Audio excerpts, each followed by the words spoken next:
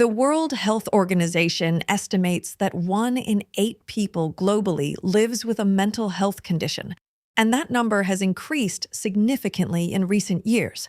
And yet, despite how common mental health challenges are, many people still find them difficult to talk about openly. Which is something that's been changing slowly but noticeably. I think the conversation around mental health has shifted a lot, even in the last decade. It feels more possible now to say, I'm struggling, without it being seen as weakness. Hello, and welcome back to Slow Sip English. I'm Sophie, and this is part 2 of our special 2-part episode on health and well-being. If you missed part 1, we covered physical health, exercise, sleep, diet, and the connection between how we move our bodies and how we feel. And I'm Tom. Today we're going deeper into mental health, stress, anxiety, self-care, therapy, and what it actually means to look after your mind in everyday life. It's a topic that matters to all of us, and we're going to talk about it honestly. As always, lots of useful vocabulary along the way. Let's get into it.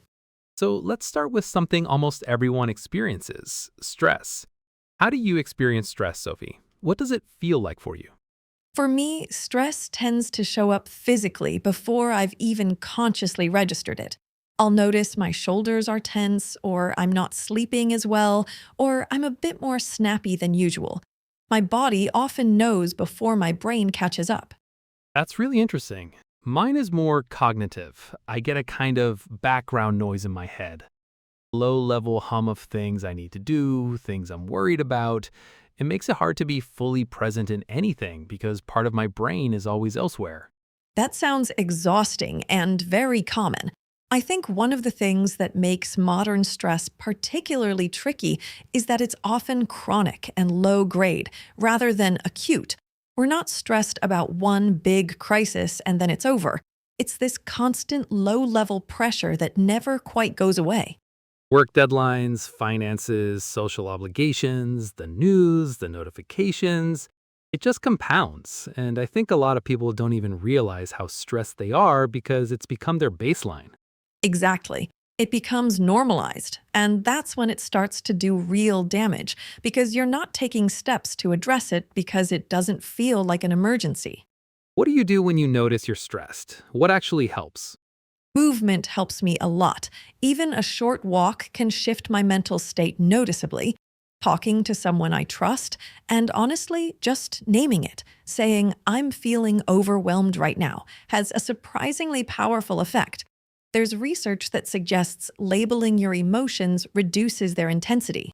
I've heard that too. Something about the act of putting words to feelings engages a rational part of your brain and takes some power away from the emotional response.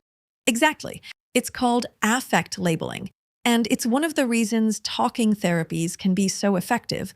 The act of articulating what you're experiencing is itself part of the process. Can we talk about therapy? Because I think it's still something people feel hesitant to bring up, even though attitudes are changing. Yes, let's. Have you ever been to therapy, Tom? I have, yes. I went through a period a couple of years ago where I was feeling pretty low. Nothing traumatic, just a kind of persistent flatness and lack of motivation. A friend suggested I try talking to someone, and it was genuinely one of the best things I've done. What did you find useful about it? A few things: having a dedicated space to think out loud without worrying about burdening someone, being asked questions that helped me see patterns I hadn't noticed, and just the experience of being listened to fully without the other person waiting for their turn to speak. That last point is so important. Real listening, genuinely attentive, non-judgmental listening, is quite rare in everyday life. We're often half listening while composing our response. Completely. And I think what surprised me most about therapy was that it wasn't about being told what to do. It was more about being helped to understand yourself better, which sounds simple, but is actually quite profound. I've had therapy too at different points. I think one of the barriers for a lot of people is the belief that you have to be in crisis to justify it. But therapy is just as valuable as a maintenance tool, a regular space to process and reflect, even when things are broadly fine. That reframe really resonates. therapy as maintenance, not emergency repair. Like going to the dentist rather than waiting until you're in agony. Exactly. Though I'd also say, and this is important, that therapy isn't the only tool and it isn't accessible to everyone. The cost and availability of mental health support is a real issue, and it's not something everyone can just go and do. That's a really fair point, and I think that's part of why community, connection, and self-awareness matter so much, because not everyone has access to professional support. Let's talk about self-care, because it's a term that's become very popular, almost a buzzword, and I think its meaning has got a bit muddled. The bubble bath and scented candles version of self-care. Yes, which is fine, by the way. There's nothing wrong with a bath and candles, but genuine self-care is much broader than that. It's about consistently doing the things that support your mental and physical health. Getting enough sleep, maintaining relationships, setting limits on what you take on, doing things that restore you. The setting limits part, boundaries, is something I've had to actively work on. I used to find it really hard to say no to things, whether that was extra work, social commitments, favors, and the result was feeling constantly stretched thin and a little resentful. Setting boundaries is one of those things that sounds simple and is genuinely difficult, especially for people who've been raised to prioritize others or who worry about being seen as unhelpful or difficult. And there's a cultural element too. In some contexts, working yourself to the point of exhaustion is seen as dedication. Saying no can feel countercultural. But the people who never say no tend to eventually say no to everything because they burn out. Burnout is when prolonged stress leads to a state of complete mental, emotional, and physical exhaustion. It's not just tiredness, it's a depletion that makes even simple tasks feel impossible. I came close to burnout once, and the scary thing is how gradually it happens. You don't notice until you're in it because each individual thing you took on felt manageable at the time. The boiling frog metaphor. The temperature rises so slowly you don't notice until it's too late, which is why self-awareness is such a crucial skill. Being able to check in with yourself and notice the warning signs before you reach a crisis point. I want to talk about something that I think is a huge factor in mental well-being that doesn't always get enough attention. Connection. Having people in your life who know you, and the loneliness that comes when you don't. Loneliness is a serious public health issue. Research consistently shows that chronic loneliness is as harmful to health as smoking 15 cigarettes a day. It affects not just mental health, but physical health, immune function, cardiovascular health, life expectancy. That statistic always stops me because loneliness is so often invisible. People can be surrounded by others at work, online, in a city of millions, and still feel profoundly alone. There's a difference between being alone and feeling lonely. You can be alone and feel completely at peace, or you can be in a room full of people and feel utterly disconnected. It's about the quality of connection, not just the presence of other people. Which is why those shallow interactions, the endless small talk, the social media likes, don't necessarily fill the gap. What seems to really matter is feeling known and understood by at least a few people. Exactly.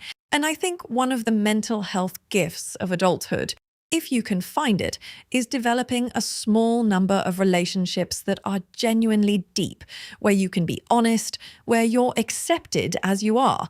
That kind of connection is enormously protective. Before vocabulary, I want to ask about something that comes up a lot in the well-being space. Gratitude. The idea that actively noticing what's good in your life can shift your mental state. Do you think that actually works, or does it sound a bit too simple? I was skeptical at first, honestly. It can sound like a platitude. But the research behind gratitude practices is actually quite robust. It's not about pretending everything is great. It's about deliberately noticing what is good alongside acknowledging what's hard. What does it look like in practice for you?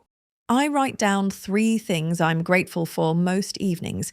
They can be tiny: a good cup of coffee, a conversation that made me laugh, the fact that it didn't rain. It only takes 2 minutes, but over time it genuinely shifts my default orientation towards noticing the positive rather than ruminating on the negative. I've tried this and I find it easier on good days and bad days, which is exactly when you need it most. That's so true. The days when it's hardest to think of anything are the days when the practice is most valuable. And I think that's true of most mental health habits. The discipline of doing them when you don't feel like it is where the real benefit lies. That's beautifully put. Okay, shall we go into the vocabulary spotlight? Let's do it. So much rich language in today's conversation. First, chronic versus acute. These are two important medical and psychological terms. Acute means severe but short-lived, like an acute injury or an acute stress response. Chronic means long-lasting and persistent, like chronic stress or chronic pain. Many modern health issues are chronic rather than acute, which makes them harder to recognize and address. Next, affect labeling. This is a psychological technique where you put your emotions into words. Research shows that naming what you feel, saying "I'm anxious" or "I'm frustrated," activates the rational part of the brain and reduces the emotional intensity of the feeling. Burnout, a state of complete physical, emotional, and mental exhaustion caused by prolonged stress, usually related to work or caregiving. Someone experiencing burnout often feels detached, cynical, and unable to function effectively even in simple tasks. To set boundaries, to define and communicate limits around what you will and won't accept in relationships or situations. Setting boundaries is an act of self-respect. It protects your time, energy, and well-being by being clear about what you need. Self-awareness, the ability to recognize and understand your own thoughts, feelings, motivations, and behavior patterns. High self-awareness allows you to notice when something is affecting you before it becomes a bigger problem. And finally, well-being. This is a broad term that refers to a state of being comfortable, healthy, and happy, encompassing physical health, mental health, social connection, and a sense of purpose. Well-being isn't the absence of difficulty, it's the capacity to navigate life with resilience and meaning. 3 reflection questions to take away. Question 1. How do you typically respond to stress? In your body, in your thoughts, in your behavior? What are your personal warning signs? Question 2. Is there one area of your mental well-being, stress management, connection, rest, boundaries, that you feel you'd like to give more attention to? And question 3. Think of someone in your life who seems to have a genuinely healthy relationship with their mental well-being. What do you think they do differently? Those are worth sitting with. Mental health isn't a destination, it's an ongoing practice. Some days are better than others, and that's completely normal. And I think the most important thing is simply to pay attention to yourself, to the people around you, to what you need. You don't have to have it all figured out. You just have to keep showing up for yourself. That's a wonderful note to end on. Thank you so much for listening to Episode 8, Part 2, and to both parts of our Health and Wellbeing special. We hope it's been useful and perhaps a little comforting too. Take care of yourselves and each other. We'll see you next time on Slow Sip English. Bye for now.